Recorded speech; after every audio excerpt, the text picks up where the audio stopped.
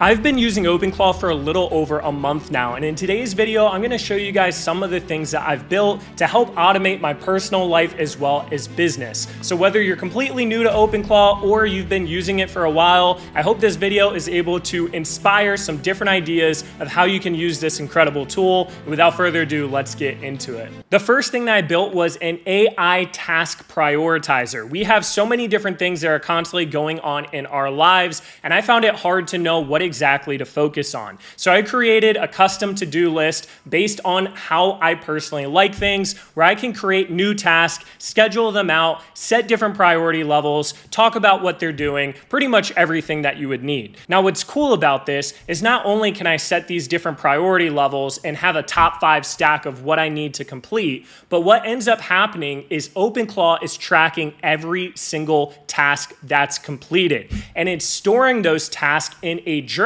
where I can look back and see everything that I've been working on in a day-to-day basis. Now, to make this go even further, I have the compass, which has my overall strategy and goals and what I'm trying to achieve. And what's so beautiful about this is every time I complete a task, every time there's a new journal entry that's not only looking at the task, but everything that I'm doing with Openclaw directly in the chat, it is then taking that information, looking at the compass, dissecting where we're at and what we're accomplishing, and then recommending me 3 different tasks on a day-to-day basis with the primary recommendation on this today's operating brief. So not only did I create a to-do list for myself that can also connect to Gmail and be able to see different events coming up and when I need to hop on meetings, but it is also a data store of everything that I'm doing that's constantly comparing to my major goals. And based on all the information and data it has for me over time, it is able to give those recommendations of what I need to prioritize. To make this process one step cooler, I created this education page, which is able to look at the compass and everything that I'm trying to achieve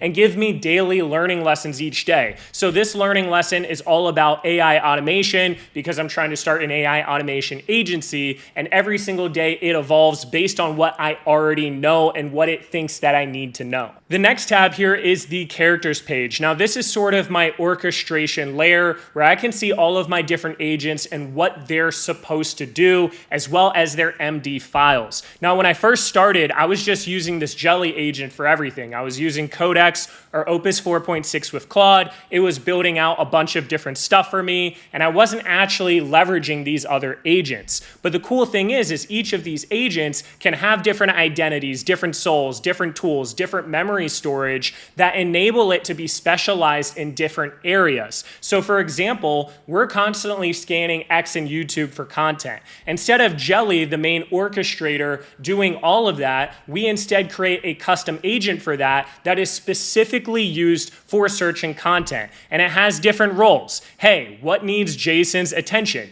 You are not rewarded for volume. You're looking for a small number of strong opportunities. And by using this agent for that, it's able to read all the different MD files whenever it has a task given to it, and it's able to come back with much better answers. And whenever it needs to report back to Jelly, the main orchestrator, it's able to do so and get its input or hand off that task. The last cool thing about this characters page is I've created a visual of how these different processes are working from agent to agent for each module. So for example, on the X radar, we have Jelly, the main orchestrator. It chooses the workflow and topic priority and sends it over to the Signal Scout that's using Grok, which is the Taco Holmes character, and then gets sent to the Gemini researcher that's using Gemini to be the research analyst. It's then getting drafted from Claude Sonnet, and then it's going back to this founder orchestrator for that approval and next action. So it's cool as each thing that I build, I'm able to see this visual workflow. Newswire is how I stay up to date with the news.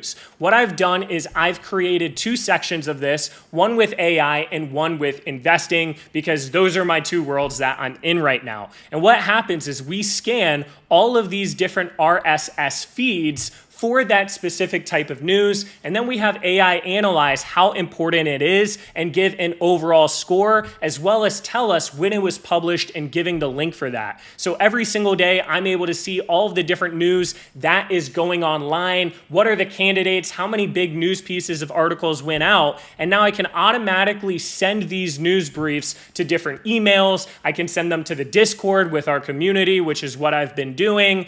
And you can send this to things like Substack if you want to have a newsletter yourself that people can subscribe to and have the AI agent specifically look for the content that you want. One of the cool things about Newswire too is it connects to some of the other modules that I'm about to bring up here. So not only does it look for these different RSS feeds, which are just different news platforms that are posting about this stuff, but it's also looking for people that are posting on X, YouTube, or other platforms. And I can specifically decide who we want to track and the different parameters that we're looking for. The content tab is how I'm able to automate a lot of my content creation process. And instead of constantly looking through X and seeing what my competitors are posting and what posts are doing good and what people are talking about and what people are trending, I instead have Openclaw automate that using 3 different LLM models. What happens first is Grok scans X for any content on AI and investing and tries to find the biggest news that people are talking about and things that are currently trending.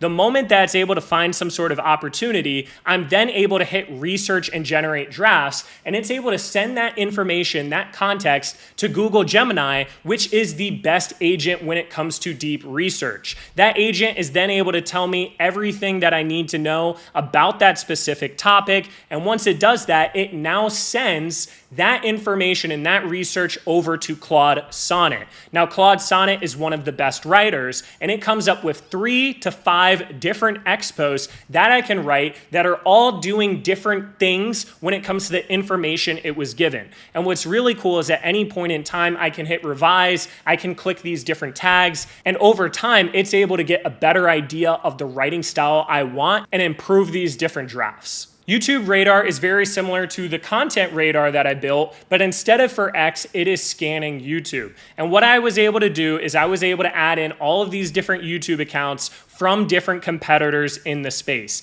And every single day, it automatically scans for the top performing videos from all of these different accounts and sees which videos are actually outperforming the usual. So look at different time buckets. How many views did it get? What is the engagement? Is it long form? How many other creators are talking about this? And it'll even give me the open source video where I'm able to go directly to that video and check out its performance for myself. It's able to rank the top 3 videos that it thinks I should make every single day. Once again, it is showing who else was making the video. So it wasn't just Bridgemind here. Dan Martell was also posting about something similar, and it's able to give me several other ideas that it also thinks that it could be a pretty good video as well. So this is really great because instead of trying to figure out what content idea to do yourself, you're able to see what is already performing. You can get a pulse on where the attention market is on YouTube. You can see what your competitors are doing and then be able to do that yourself without wasting all the time pursuing some sort of idea that no one cared about. Guardian is our AI anti-spam detection bot that we are currently using on Discord.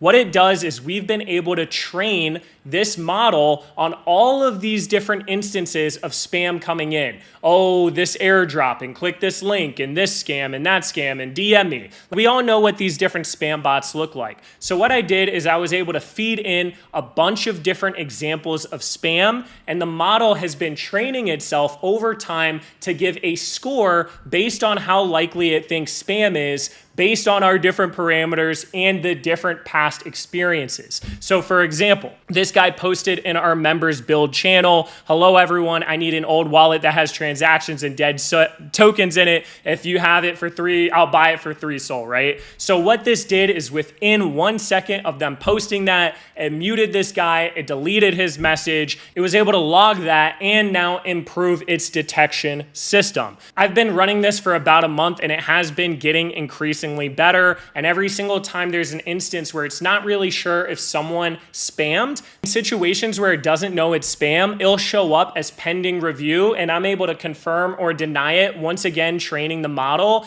And if it's in one of these different thresholds where it's not sure if it was spam or not, it'll actually send this message with all of the context over to Grok, and then Grok will use its intelligence to determine whether or not it thinks it's a scam. And we can also go in and add all of these different training inboxes of things that it needs to pay attention to. And I've been doing this over time so it catches more and more. I feel like Guardian is one of those cool random use cases that I've personally found with Openclaw, where I was able to solve a massive problem in our community. And a lot of the moderation isn't using any sort of API calls. I'm spending less than 60 cents a month to run Guardian, and most spam is getting eliminated already, and it's only been getting better over time. And that's one of the things that I really love about Openclaw. It's able to remember a lot of these different things. And once again, when I go back to characters, one of our characters is Guardian that has special instructions, and this MD file also gets updated over time automatically. Operations is a pretty boring tab, but it's something that I found increasingly important.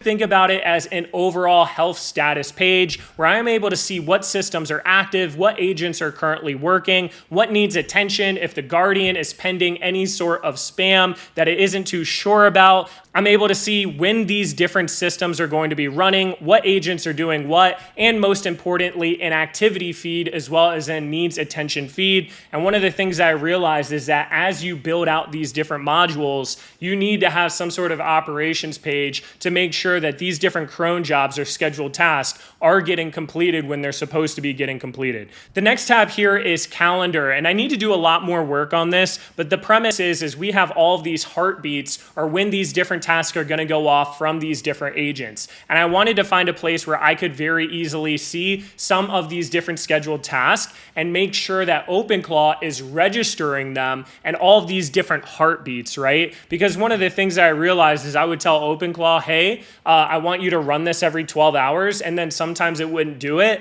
By having a visual, I'm able to have that second confirmation, even though now I'll ask Openclaw, hey, can we actually make sure this is working? But yeah, very basic, and it needs some work, and I don't even think it's fully updated right now, if I'm gonna be honest with you guys.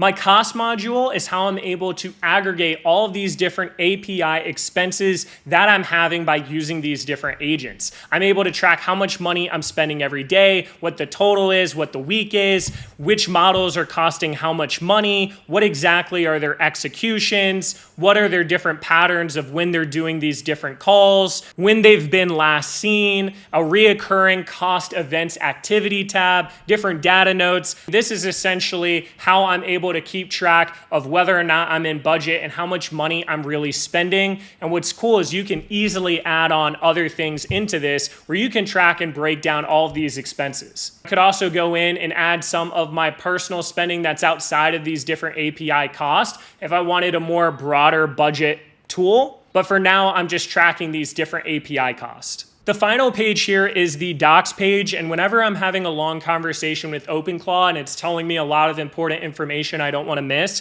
I'll say, hey, create a doc for the docs page, and it'll be able to load them up over here. I'm able to sort by category and search them up, even though I don't have too many right now, because a lot of my research I'm actually doing over on the Claude web browser. But whenever I'm doing it in Openclaw, I'll have this, and I can literally click on it, download and open the HTML, and now all of a sudden I have this full guide here. And once again, when I'm planning, I'm usually just going over on Claude on the main web browser, asking some questions and be like, hey, can you create a doc for this? And then link it up to Google Drive. And most likely my next step for this doc page, which is a lot lower in my priority list right now. What's crazy about all of this is I was able to build it using a $20 subscription to ChatGPT, OpenAI. I've been using Codex 5.4, and literally everything you've seen, I've done in less than a month. I think about 3 weeks, not even coding full time because I've had a lot of other stuff I've had to do and different things come up. And I've been able to do it all on that $20 subscription. Now I did just update my subscription to the $100 one because they just added that in and I was hitting my rate limit a couple times. But for the most part, I was able to build this all for 20 bucks. And because of how I orchestrated this and told Openclaw in my memory to remember that I don't have a lot of funds right now, it literally will design things in the most cost-effective way while also making sure that I'm getting the appropriate value And that's why in some situations with Guardian, we might be using Grok rather than, let's say, Claude Sonnet because it's a lot cheaper. But even with these API costs, I've barely spent any money. The most I spent was actually using the Claude API in the very beginning before using Codex. And I spent like $20 within 5 or 10 minutes, and it barely built me anything. I was like, hold up, I've got to find another solution. And that's where I started using Codex.